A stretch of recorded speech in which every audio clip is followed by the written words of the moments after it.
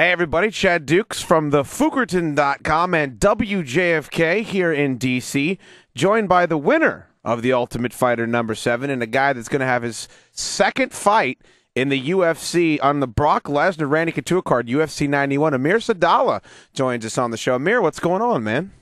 Hey, what's up? Thanks for having me. No problem, man. Excited to catch up with you again. We saw you the last time you were here. We were hanging out at Operation Octagon.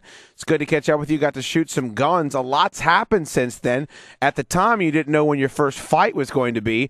Now it just happens to be on the biggest fight card in the history of the UFC. That's the way they're billing it. First of all, how excited are you to get back into the cage now that you've won the Ultimate Fighter? And second, what's it like being on a card where the Natural is going to take on that monster Brock Lesnar? It's got to be pretty cool. Yeah, I'm definitely excited, definitely ready to get back in. I've been working really hard for this, so yeah, I'm ready to do it.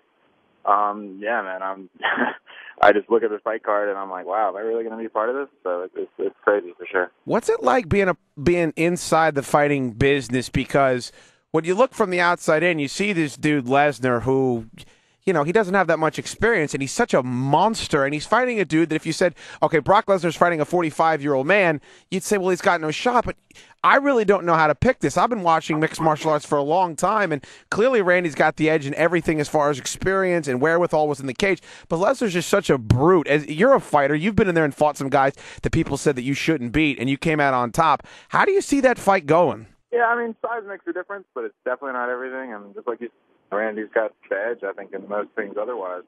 Probably all things otherwise. I mean, it's the same song and dance as most of Randy's recent fights. People are saying, oh, yeah, he's good, but I don't know. He's too old. The guy's too big. I mean, we'll have to see, but, you know, Randy's been there before. Yeah, he has. Now, your first fight, you're going to be on this card. Then you're fighting this guy, Nick Cantoni, and I got to be honest with you, it's tough to find stuff on him, but what I did find is he's undefeated. He's a purple belt in BJJ. He seems to be a well-rounded fighter. The thing about it is like you've got a pretty good name now that you won the Ultimate Fighter, but of course in the UFC there are no free rides. What's it like fighting this guy who's very talented, very dangerous, but not much name recognition? It seems like you're in a no-win situation for your first fight. If you win, you're supposed to win. You're the Ultimate Fighter, but if you lose, you know, you get beat by a guy that not too many people have heard of. What's that like? I don't know how other people look at it, but I think I don't care who you fight, you earn it. So no matter who it is. No, yeah, I think it's definitely going to be a tough fight. I think he's a good, tough guy. It's just going to be something that, I mean, it's just, you know, I want to be in the UFC and I want to earn it. That's just part of the progression to do so. So, yeah, he's going to be a tough guy, and anything I get, I'm going to have to take. Do you feel any pressure because you won this thing and you've had these past winners? You got Forrest Griffin, who's the light heavyweight champion right now, and you saw what Rashad did, knocking out Chuck. It just seems to me that a lot of these fighters from the Ultimate Fighter, Kenny Florian, are having a lot of success. They're proving that this show does produce quality. Is there any additional pressure on you because the guys that have come before you are doing so well? No, I don't look at it as pressure. I definitely look at it as encouragement. I think it just shows that the show is it's an opportunity and a platform, and you do as much of it as you want. So, yeah, I mean, guys like Ken Flo and Forrest are definitely examples of, you know, it gives you the opportunity, and you have the skill and drive, motivation. Have you been watching any? I'm sorry, I didn't mean to cut you off. Have you been watching any of this season this year? Yeah, I've caught most of them.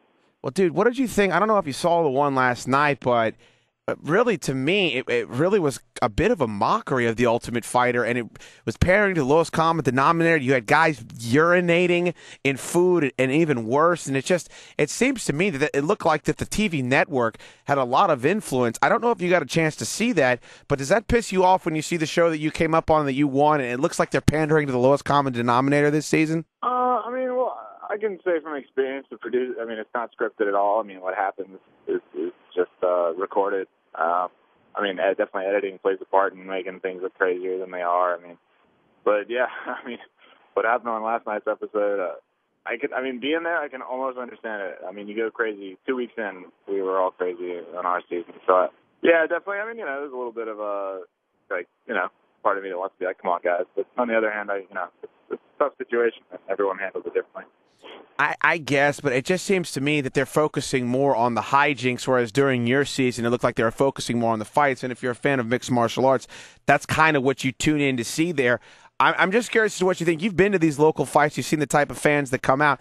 Do you think that by keeping a guy like Junie Browning on there is clearly on there just to get ratings, not necessarily the best fighter, but is a fighter.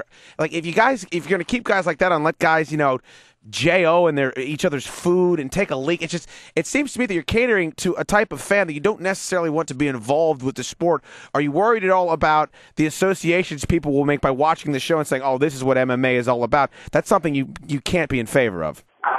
Yeah. It's definitely. I feel like MMA is getting to the point where it's becoming mainstream, and we definitely want to keep it, as a positive influence. But yeah, on the other hand, it's a reality show, and I think people watching it realize that.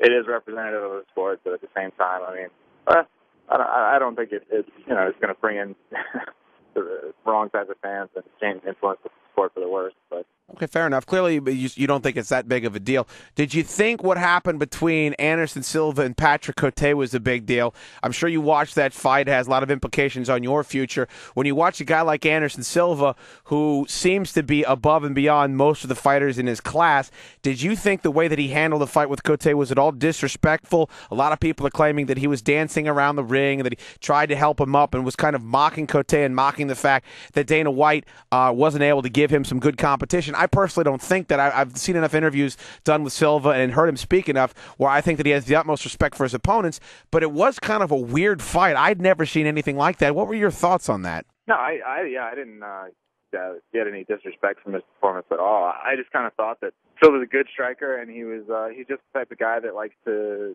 tice up your game and kind of like watch you before he makes a move. And Cote was doing a good job of staying unpredictable. So I think what Anderson was doing, dancing around, the little showmanship things, that was his way of staying safe and trying to figure out Cote's game without jumping in there, and getting caught with something. So that's just kind of how I read it. So you looked at it more as good showmanship rather than him trying to show up his opponent, I take it. It was him just trying to stay looking as good as he could until he had the answers for him. So I think Cote was confusing him a bit at first, and he was just trying to, stay active but not put himself in danger. That's what I thought. This is the Fukerton.com, and I'm Chad Dukes.